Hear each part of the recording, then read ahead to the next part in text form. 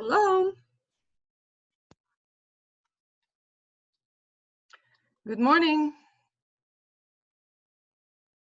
And always there's this awkward silence after I say good morning.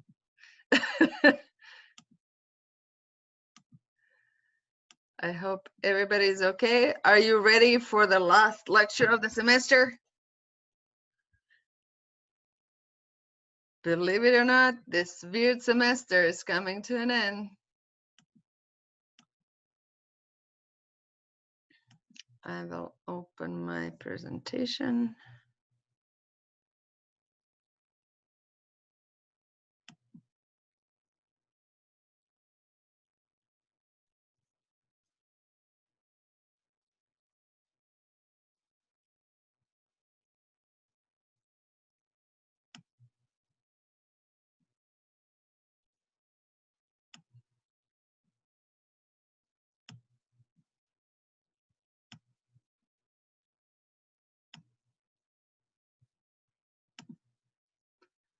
All right.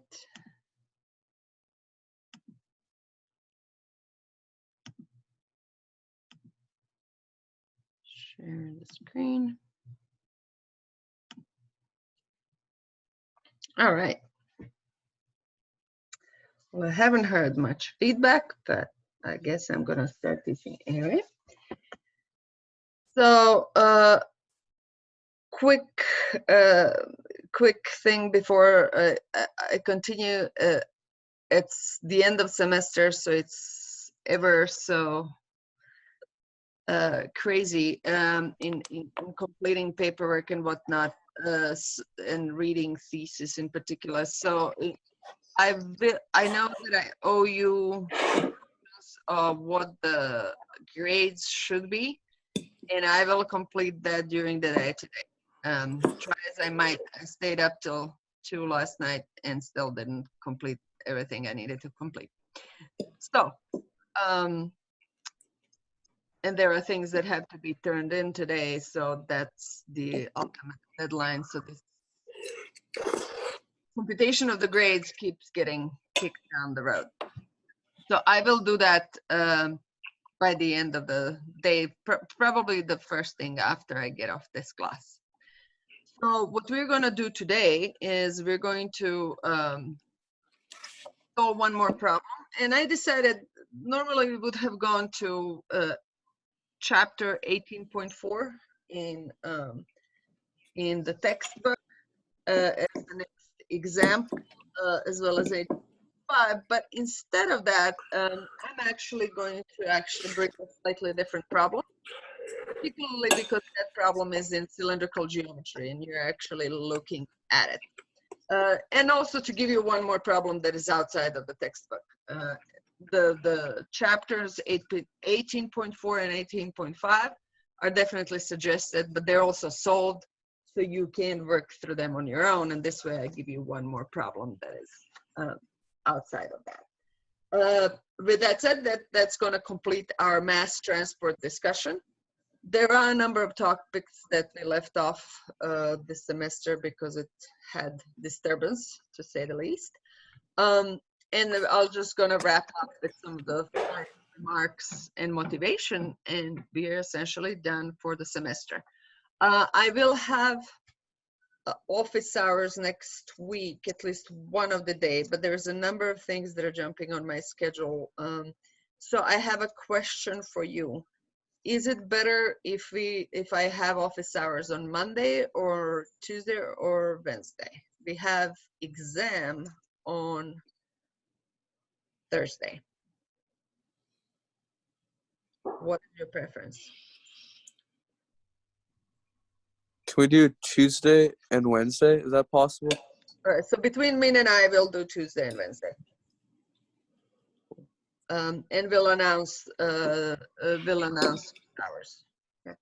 Those are your reading days, so you don't have anything else Tuesday, correct? Yeah, we don't have anything else. Okay. And in general, when do you have other exams? This one is on. I have one the 14th, the 16th, and the 19th. 14th. So we're 14th and then 16th on Saturday Yeah. and 19th. Okay, well, Yeah, that, fluids is on Saturday. at least that's sort of a nicely spread out. Could be way worse the way things are normally done. Okay, so the format of the exam will be like exam 2. We practiced, that has worked. I might simply ask you to upload a single file of everything after all, because that just simplifies, I think, submission on your end. Is that correct assumption? Yes. So just the complete text, just order pages. I'll ask you that much. So just put things in order. Problem 1, problem 2, problem 3. I think I'm going to keep 3 problems. So the exam will be cumulative. So I'm going to take 1 problem as momentum, 1 as heat, and 1 as mass. And it's going to be Dr. open. Perdonovich, what time is our final? Sorry, I forgot it. I know it's Thursday, So but I forgot what Thursday, time. 9 till noon. Oh, okay. So it's an early one. Right. So put it on your schedule right now, whatever calendar you have open.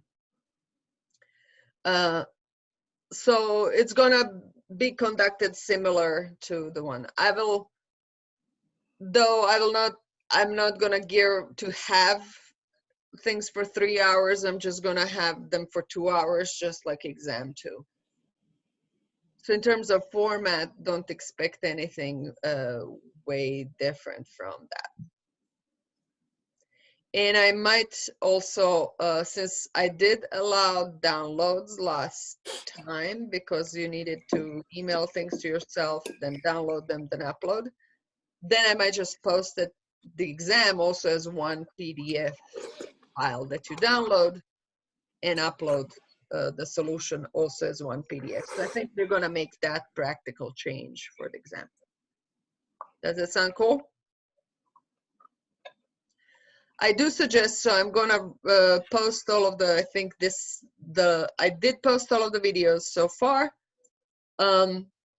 This particular presentation needs to be updated, and I will update it with whatever we put in right now. So do download all of the lecture notes to your computer or somewhere where you can open them. You can open PDF of the notes.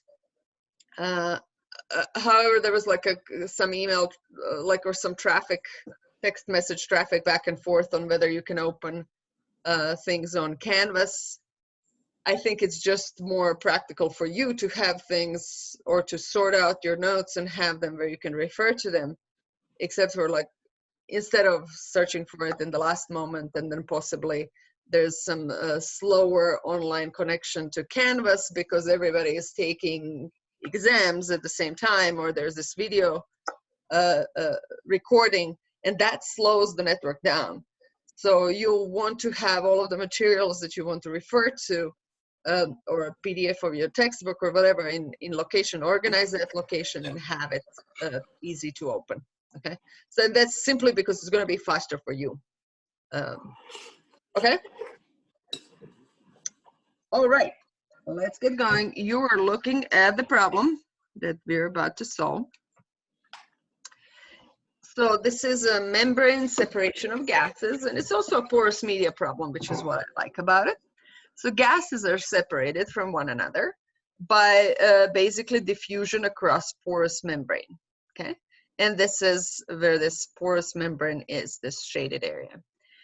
So a mixture of oxygen and nitrogen is going through a cylindrical tube, and there's this porous membrane wall.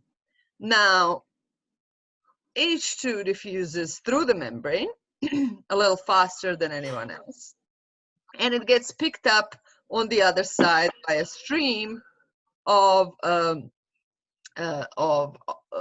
H2 and carbon monoxide, and that stream sort of like maintains certain concentration. Okay?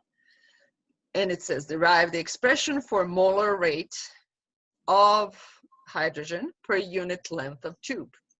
Okay, and you can ignore the convective component of molar flux in this derivation since it is relatively small. And this is again cylindrical geometry. So let's solve this problem. Geometry is slightly different from what we've been working on so far. Well, in MassTransport, we haven't gone through a cylindrical problem in MassTransport. So what do I have? I have a cylindrical wall, and I'm going to take my zone controls need to get out of my way. Here we go. So I'm going to draw a cylindrical wall, and I'm not going to do that in red.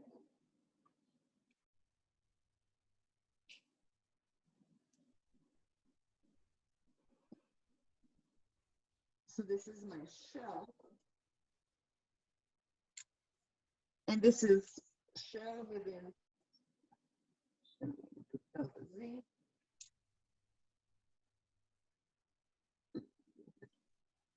My summer project should be class. Okay. So this is delta Z, my shell. Somebody has their microphone on, so we're just hearing the sounds of what could be breakfast activities.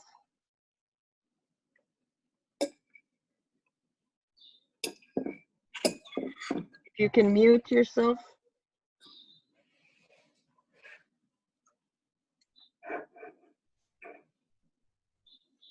Ben, can you mute yourself?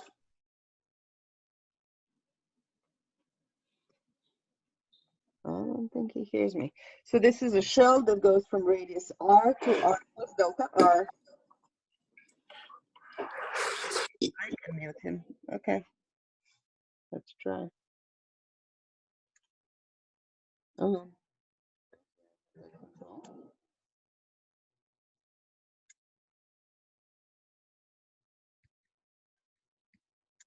we are also going from Z to Z plus delta Z. Okay. And so we have flux actually that is driven in this case in the differences in concentrations between this inner cylindrical tube and this porous membrane, and what's on the outside of it is again an annular region, and that annular region is taking gases away and maintaining constant concentration. So this is two different radii. The inner tube has radius R1 and the outside has R2. So the concentration difference is in R direction, and it's happening across R direction. And we're not really monitoring. There's this stream that is taking things away, but we're gonna solve things in this region here, the porous membrane. Okay, so this here is porous membrane. Okay, and we are not interested in the Z direction convection that is happening on the outside. That is really, in this case, a boundary condition that maintains certain concentrations at the boundary R2. Okay, so basically we have things driven in R. So we have flux in R direction. And we're having flux of H2, which I'm going to, this is what I'm going to refer to species A. And technically everything else, so we have a mixture here of nitrogen and carbon monoxide. Nitrogen is inside and carbon monoxide on the outside. But that stuff, again, these are both nitrogen and CO are essentially other stuff. And we're specifically told that H2 diffuses through this membrane at a faster rate. So whatever nitrogen might come along for the ride, we're kind of gonna just think about it as a background because it's happening presumably at an order of magnitude less. So technically everything else, B, is everything else. So both some nitrogen in the background as well as the porous, the material that porous membrane is made out of. So now let's balance this. As usual, we're going to look at the flux, and in this case, we're going to look at the combined molar flux. Molar flux. And we are interested in NR is the R direction component. And this is of species A. So apologies, forgot to write down A. So this is going to be NAR. And flux being flux, it's a rate per area. So it's a rate in time and area. So in order to collect how much actually enters this shell, we need to multiply by surface. And surface is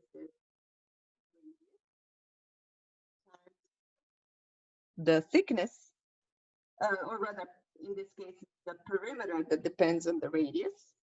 So basically what comes in minus out, and we don't have any reactions going on. That could be one thing that could happen on top of it, but there is nothing else, so no other sources and sinks. So at steady state, it has to be equal to 0. So what's coming in is the surface area, so which is 2RP times delta Z. That's the surface area times NAR at R. And on the outside,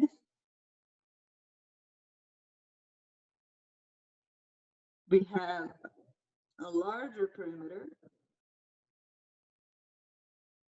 and the same thickness delta Z minus 2R plus delta R P delta Z and AR evaluated at R plus delta R. And now that I'm at it, I'm gonna have the appropriate color scheme for both. And that has to be equal to 0. Okay, so this is a point we kind of recognize these type of problems. I have both R and NAR, and R plus delta R and NAR, sort of both radius and the flux are evaluated at different values of radius. So essentially, we have, and we can definitely divide by 2P delta Z. But what I have is minus R and AR evaluated at R plus delta R.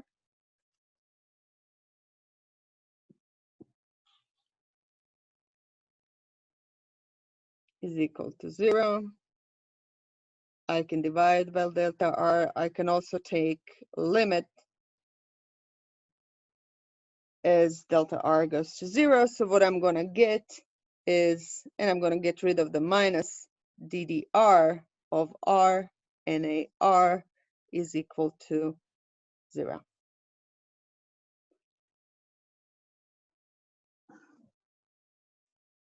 Now, this is already something that we are familiar with.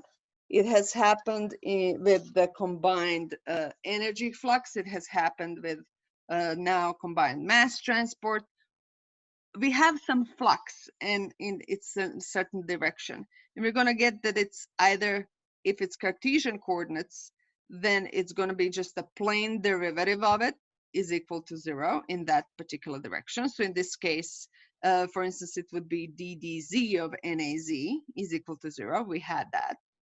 If I have cylindrical coordinates and I'm going, my direction is actually the radial direction, Then I'm going to have DDR RNAR, because that there is this R that accounts for the curvature and the fact that area scales with radius, and it doesn't matter where I am in terms of how much area I have. So if I'm accounting for a total of anything, I have to put that into account. And then if this were a spherical problem and I was going in the radial direction of spherical problem, I would have R square for the similar type of setting. So if I was diffusing through spherical shells in this particular problem, I would get DDR R square NAR. Okay. Okay. So this is then R NAR has to be equal to a constant. Now, what is our NAR? We have it's a combined flux, so we have the part that is there because of the diffusion,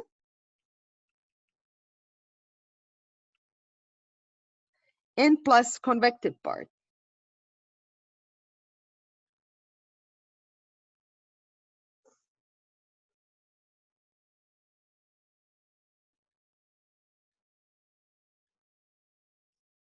And our problem is telling us that we can ignore convective component.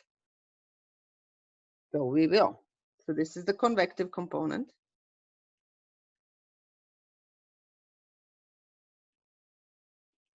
We are allowed to ignore.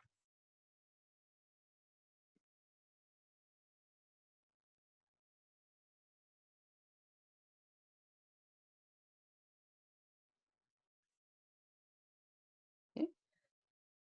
So the second thing that we're going to do, our boundary conditions are given in terms of C's.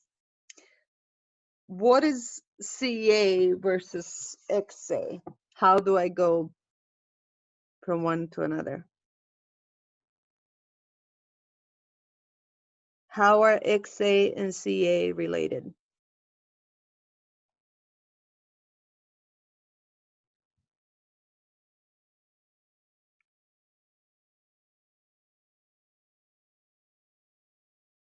Yes? So this is the total number of moles.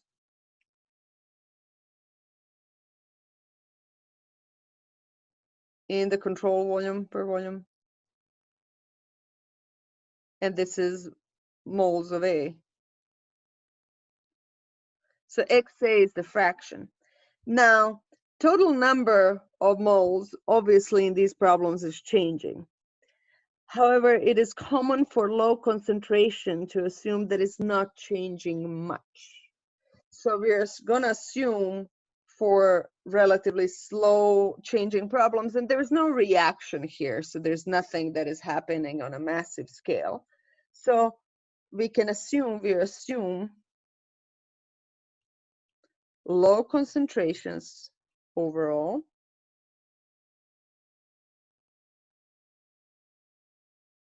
and C approximately constant overall.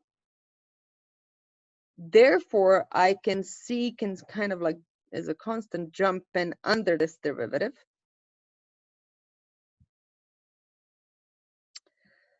So NAR is minus DAB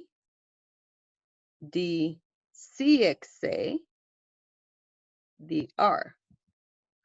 And CXA is CA.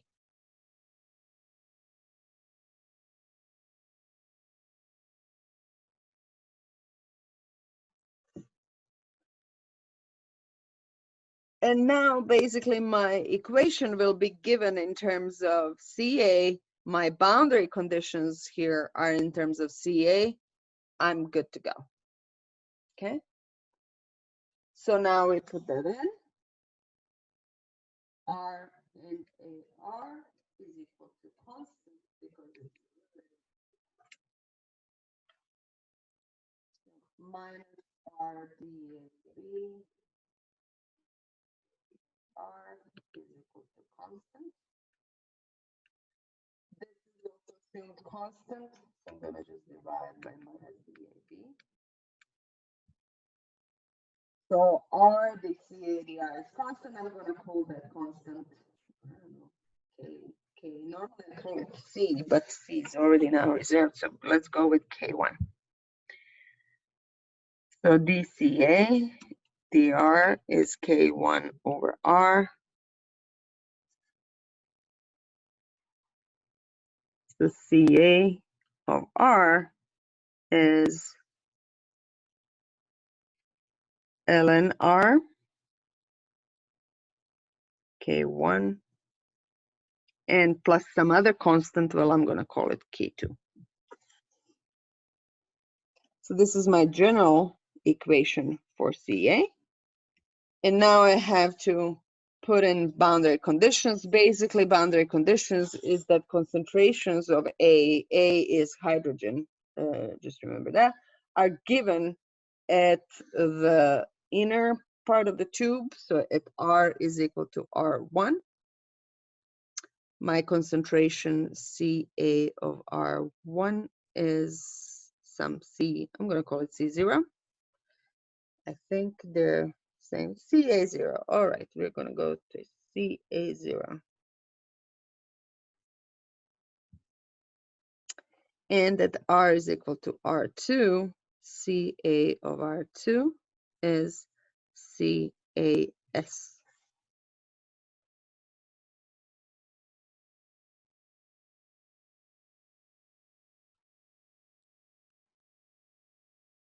So that is K1 ln R1 plus K2, K2 ln R2 plus K2. What's typical in these problems is basically I will first solve for K1.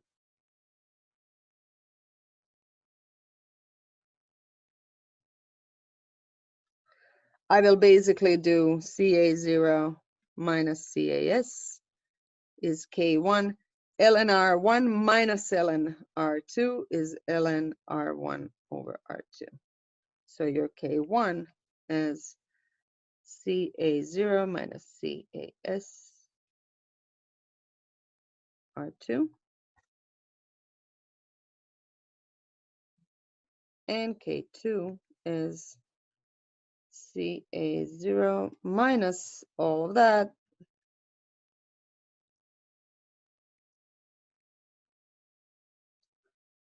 ln R1.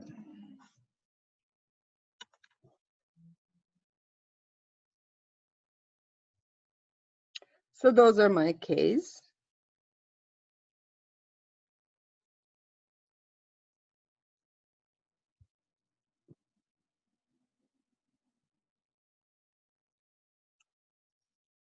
All right, so I can plug them in, and that is my general solution.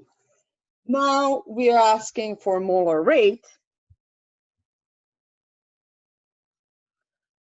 So note that molar rate is NAR, and it says what it is. Let's read through what are we asking for. Derive an expression for molar rate of a per unit length of the tube. So this is it, and there's some unit length L. So basically what I would evaluate there is find NA at R1. Okay. Multiply it by the area at R1 times that length, and then per length. Okay. So an NAR1 is basically we use this expression, right? So note that NA of R1 is minus CDAB. Minus, why am I saying C? DA, again. DCA, DR. Okay.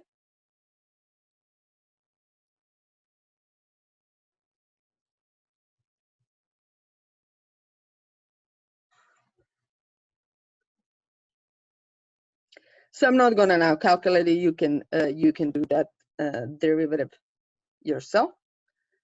But this is basically more molar rate of H2 per length of the tube.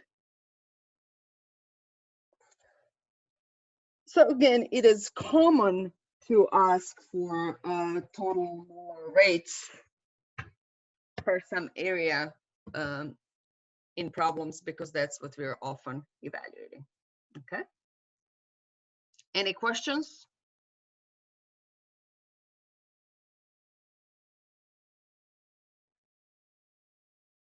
Gonna take that as a no.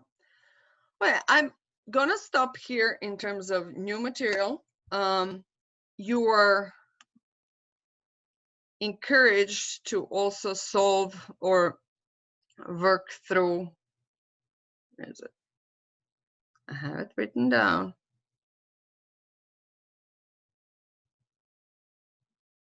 Do I? Through problems. I'm gonna making sure. Yes. So basically, we have worked through 18.2, 18.3 in detail. In 18.2, we gave some examples and variations that weren't in the textbook. I added now one more problem, and this 18.4 and 18.5, they're solved in the textbook, so they can be your practice problems. In all of these problems, we have focused on the shell balances. I think they're physically better, easier to understand, but you can actually go to equation of change and simply plug things into equation of change. When there is no change in time, you get your steady state solutions. All right. So I would just like to wrap up this entire course just to look a little bit at generally transport and where do transport problems happen in petroleum engineering. Now that we have gone through how to solve a whole bunch of problems, we first drill a well and complete. You typically have to, in order to complete, you need to flow cement between casing and the rock. What is the type of geometry between the casing and the rock? It's cylindrical or annulus. Annulus. So we will flow things for annulus. So first we're flowing through the wellbore itself, and then it needs to flow into the annular region. So you have seen enough tubes and annular geometries in this course, so that should ring a bell.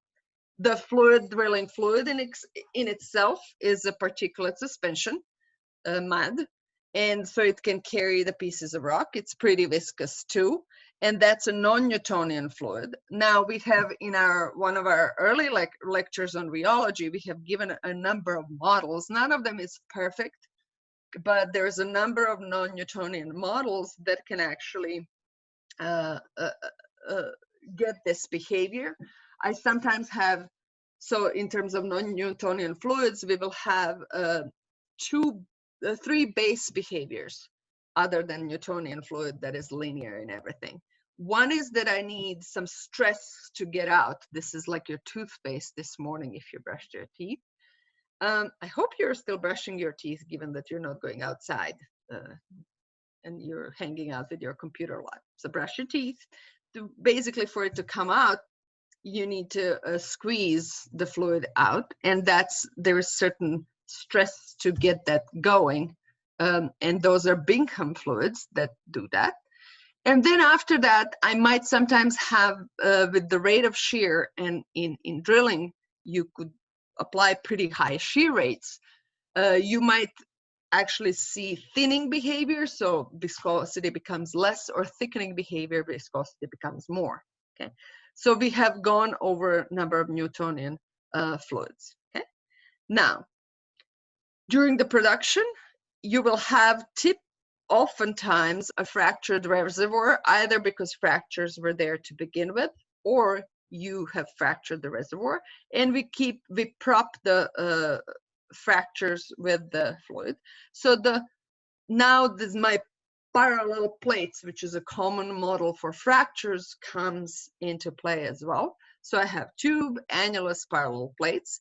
We also have flow around sand grains, or through filters, or through porous media, which is production from the rock.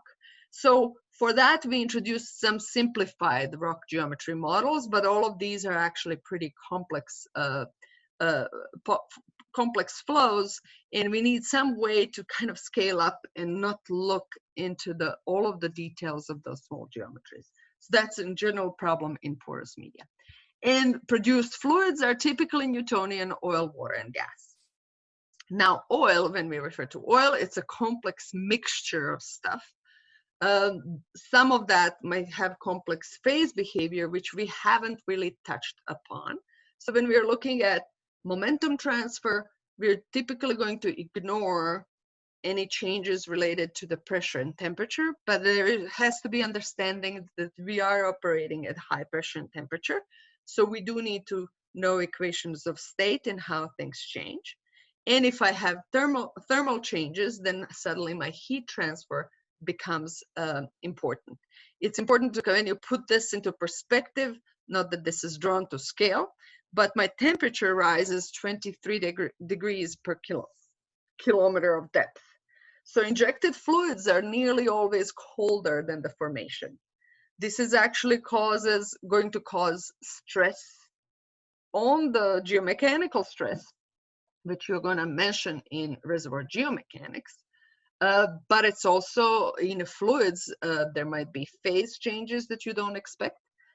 Any barring phase changes, you still have a relevant temperature differences and heat transfer that is combined with that. Now, our injected fluids during the reservoir engineering stage are typically water. That's a Newtonian fluid, but also lots of non-Newtonian fluids like polymers and foams that control the mobility because they're more viscous, so they can actually push a bank of oil ahead of them. So the moment they're more viscous, then I have to, in the simplified version, I'm just going to call them a very viscous Newtonian fluid, but by and large, all of the polymer and foam mixtures are typically non-Newtonian. I might also be stimulating and injecting combination of fluids and propant. So this is also a complex non-Newtonian fluid. And again, geometries that I'm going through, I'm first going through the Velbor, but then after that, I'm going through the fractures as well as the formation. Okay? Fractures are typically simplified as slits. We've done, again, I've already mentioned how do we upscale in some simple way movement through the rock pores. Okay? There's just kind of to wrap it all up. There's a lot of momentum, heat, and mass transfer. Again, because all of these fluids are complex and a lot of components could be moving around, and I can have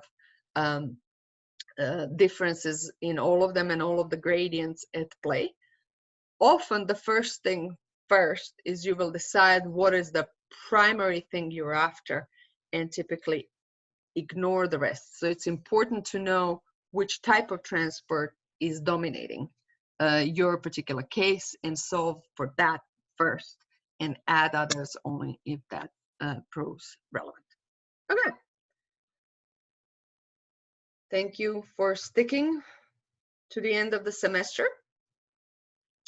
I will post all of this to wrap up posting all of the relevant information for the semester. And then Thursday is our exam day. So I'm going to send a reminder on the time. It's going to be online, so you have already had a practice during the exam too. The only thing that we're going to procedurally simplify is that I'm going to post a file with the exam, and you're going to upload a single file of the scanned solutions. Okay?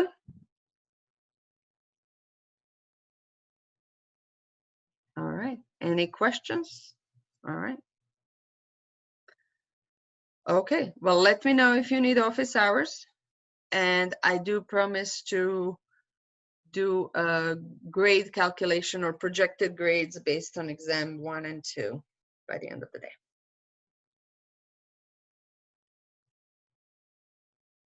All right. You're welcome. Thank you too.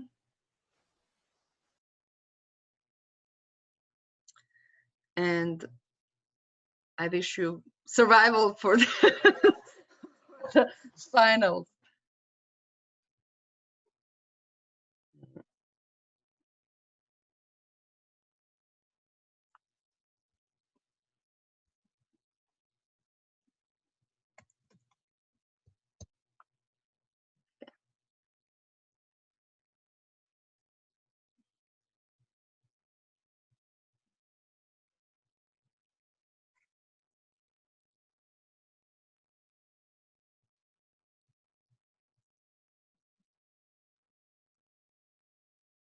Hey, how are you doing?